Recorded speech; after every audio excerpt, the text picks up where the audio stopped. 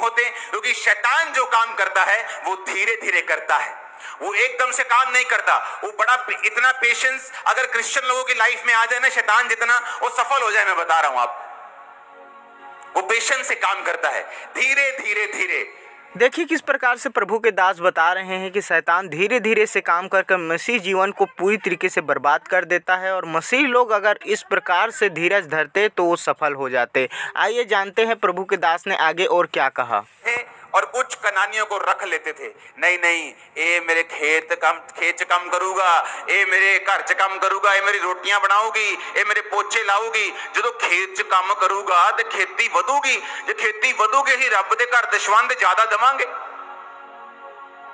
एक पास्टर को मैं जानता हूं जो मुझे बोलता था जब मैं मसीह में 1 साल का था कि चोरी कर लिया कर, लेकिन टाइट अगर तू पे कर दे चोरी का तो फिर वो ठीक है, अपने घर से चोरी कर लिया कर। इमेजिन करो लोगों का मेंटल और स्पिरिचुअल लेवल कहां पर बसता है। तो परमेश्वर ने कहा पूरों को निकालना, लेकिन क्या हुआ, थोड़े थोड़े रख लिए, चलो ये पानी भरने के काम आएंगे, कुआं खोदने के काम आएंगे। धीरे धीरे धीरे क्या हुआ, जब वो लोग मर गए और अगली पीढ़ी पैदा हुई, वो उन्हीं के देवताओं की बाइबल कहती उपासना करने लगी। अपनी किसी की लव मैरिज हो गई कि काम करता है लेकिन उसकी बेटी सुंदर है, लव मैरिज हो गई, उसके बेटे से लव मैरिज हो गई, लिखा उनमें शादियां होने लगी, उनके देवताओं की वो उपासना करने लगे।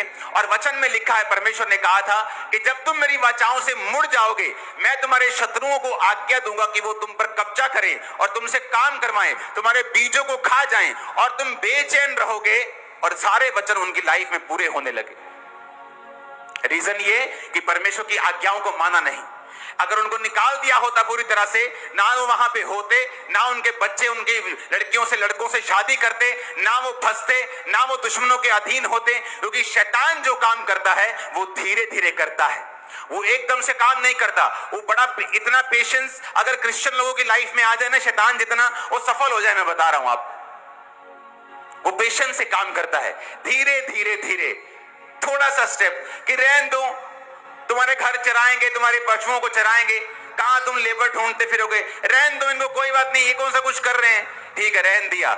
40 साल बीत गए, 50 साल बीत गए, एक पीढ़ी मर गई, जो दूसरे बच्चे पैदा हुए, ना यहोवा को जानते थे, ना वचन को सुना था कभी इतना, ना मिरेकल्स को देखा था, उनकी बेटियों से उनके बेटों से शादी करने लगे और फंस गए। जब वो फंस गए, उनके देवताओं की उपासना करने लगे, तो वचन कहता है कि परमेश्वर ने मोआब देश, वो देश जो इजराइल की ओर देखते तक नहीं थे, इतना डरते थे, उन पर जाकर कब्जा करने लगे और शैतान उन पर कब्जा करने लगा।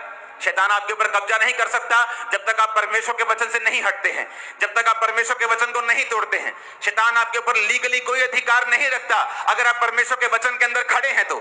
इसलिए शैतान बड़े धीरज के साथ काम करता है, वो आपसे छोटे छोटे स्टेप्स उठवाता है, धीरे धीरे छोटे छोटे स्मॉल स्टेप्स के साथ वो काम करता है। उसे मालूम है अगर मैं ये छोटे छोटे स्टेप्स उठवाऊंगा तो आने वाले समय में छोटे स्टेप का बड़ा बतंगड़ मैं बना सकता हूं। इसलिए वो छोटे छोटे स्टेप्स के साथ आपको फंसाने की कोशिश करता है, क्योंकि वो जानता है कि आप मसीह को जान चुके हैं। वो एकदम से आपको जाके मूर्ति पूजा करने के लिए नहीं बोलेगा, वो एकदम से जाके आपको गलत काम करने के लिए नहीं बोलेगा, लेकिन वो धीरे धीरे काम करता है। उसे मालूम है, उसने एक्सपीरियंस लिया है कि धीरे धीरे से किस तरह से लोगों को फंसाना है। लेकिन अगर आप अपनी पर्सनल जिम्मेवारी को समझेंगे, अगर आप समझेंगे कि परमेश्वर ने आपको खड़ा किया है एक विश्वासी के रूप में, अपनी गवाही को बना के रखें।